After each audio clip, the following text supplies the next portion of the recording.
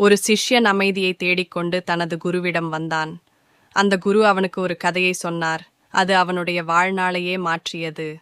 ஒரு மாலை, மலைகளின் நடுவே அமைந்த சிறிய ஜென் ஆசிரமத்தில் சூரியன் மறைந்து கொண்டிருந்தது.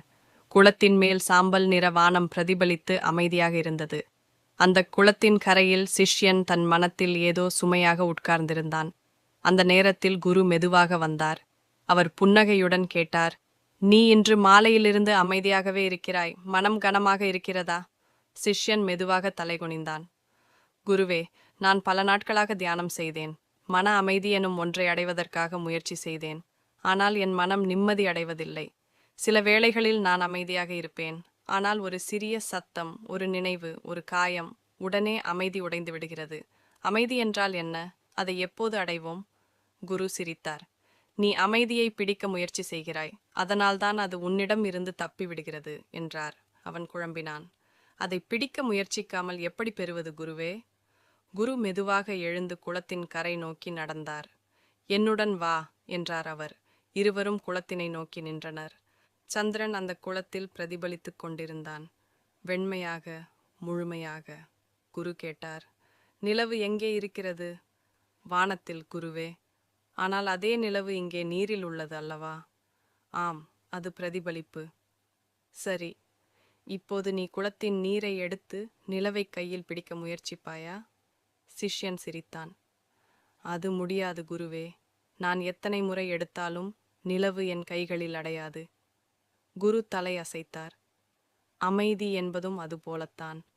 நீ மனத்தின் நீரில் அமைதியின் பிரதிபலிப்பை காண்கிறாய். ஆனால் அந்த நீர், அதாவது உன் மனம், அலைகளால் கலங்கியிருக்கிறது. நீ பிரதிபலிப்பை பிடிக்க முயற்சிக்கிறாய். ஆனால் அது உண்மையில் வானில் இருக்கிறது. அமைதி ஒரு பொருள் அல்ல, அது உன் உள்ளத்தின் இயல்பான நிலை. நீ முயற்சிக்கும்போது நீர் கலங்குகிறது.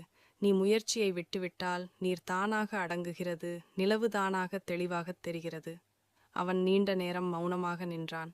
குளத்தின் மேல் மெதுவாக காற்று வீசியது. நிலவு துள்ளியது. பின்னர் மீண்டும் அமைதியானது.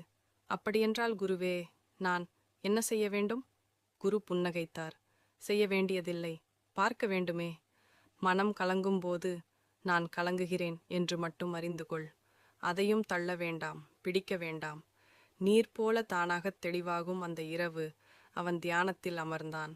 அவனுக்கு மனம் சிதறிய போதெல்லாம் அவன் சிரித்தான். "இது நீரின் அலைகள் போன்றுதான்" என்றான். சில நாட்களில் அவன் உணர்ந்தான், அமைதி என்பது வெளிநிலை அல்ல. அது தன்னை மறந்த போதும், நினைத்த போதும், தன் இருப்பு உணர்ந்த போதும் அங்கேதான் இருக்கிறது. அடுத்த நாள் குரு ஒரு சிறிய கதையை சொன்னார். ஒரு மலைக்கு கீழே ஒரு கிணறு இருந்தது. அந்த கிணற்றில் ஒரு தவளை வாழ்ந்தது. அதன் உலகம் அந்த கிணற்றின் எல்லை மட்டுமே. ஒரு நாள் கடல் தவளை ஒன்று வந்து கிணற்றின் வாயிலில் பார்த்தது. "நீ எங்கே இருந்து வந்தாய்?" என்று கிணற்றுத் தவளை கேட்டது. "நான் கடலிலிருந்து வந்தேன்" என்றது கடல் தவளை. "கடல்? அது எவ்வளவு பெரியது? என் கிணற்றை விட பெரியதா?" என்று கேட்டு கிணற்றுத் தவளை சிறிய வட்டம் காட்டியது. "இல்லை" என்றது கடல் தவளை. "அப்படியா? அப்போ இதைவிட?" என்று இன்னும் பெரிய வட்டம் காட்டியது. "இல்லை, அதைவிட பல மடங்கு பெரியது" என்றது கடல் தவளை.